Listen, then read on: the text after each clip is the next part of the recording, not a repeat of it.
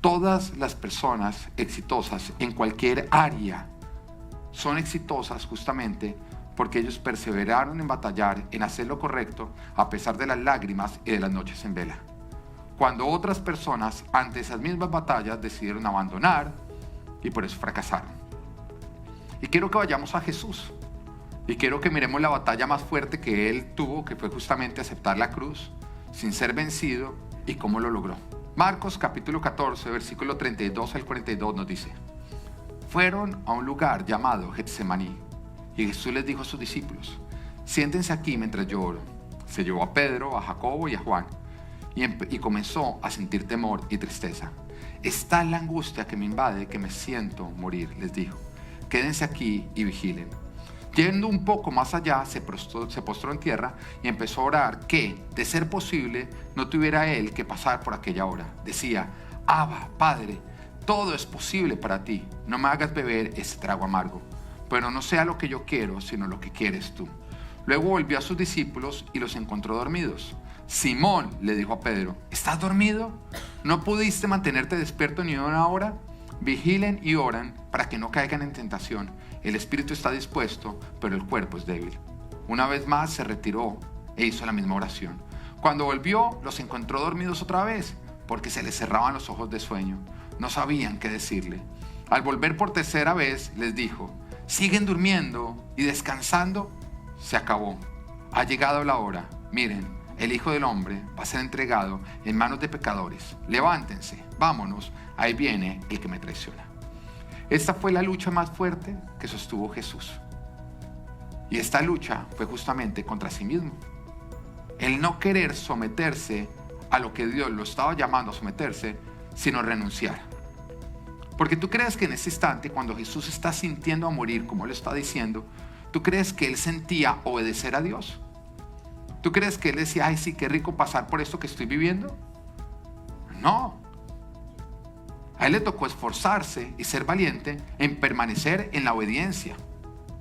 Y por esa razón Él llegó a la victoria. Para Jesús, obedecer le requirió aplicar lo que Él mismo había predicado. Negarse a sí mismo, renunciar a su propia vida para poder ganarla. Porque si Él no lo hubiera hecho, si Él no hubiera continuado esforzándose y siendo valiente, le hubiera llevado a perder lo que Él amaba más que su vida y que no estaba dispuesto a perder: su familia, nosotros, sus hijos, la iglesia, su esposa. Pero ¿cómo lo logró Jesús? Él puso su mirada en la esperanza. Él no puso su mirada en lo que estaba viviendo en ese instante. No, Él puso su mirada en lo que Él iba a ganar. Si en ese instante que estaba Él librando esa batalla, Él no se daba por vencido. A donde Él iba a llegar si Él se seguía esforzando y siendo valiente en obedecer lo que Dios le había dicho. Ahora, ¿la cruz fue dura? Durísima o no, pero valió la pena. La cruz fue muy dura, pero valió la pena.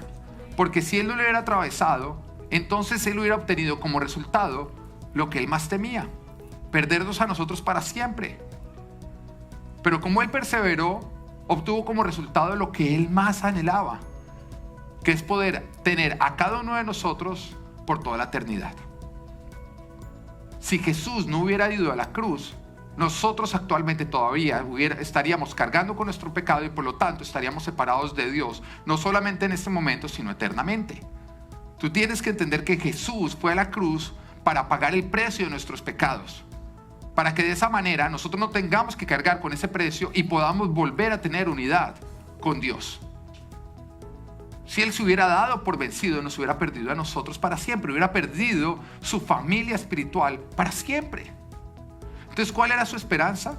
Su esperanza en ese momento de dolor era pensar que todo ese dolor iba a ser usado por Dios para bien. Que el dolor pasaría, pero que daría a luz lo que Él más soñaba. Piensa en eso la próxima vez que tú estás pasando por un tiempo de guerra. Piensa eso la próxima vez que tú estés, mejor dicho, que estallas en tu trabajo, en tu casa, contra tu esposa, contra tus hijos. Piénsalo. Piensa en que si tú perseveras haciendo lo correcto, ese dolor, ese instante va a quedar atrás, pero va a traer a luz algo mejor. que tú al final vas a decir, fue un tiempo duro, pero valió la pena.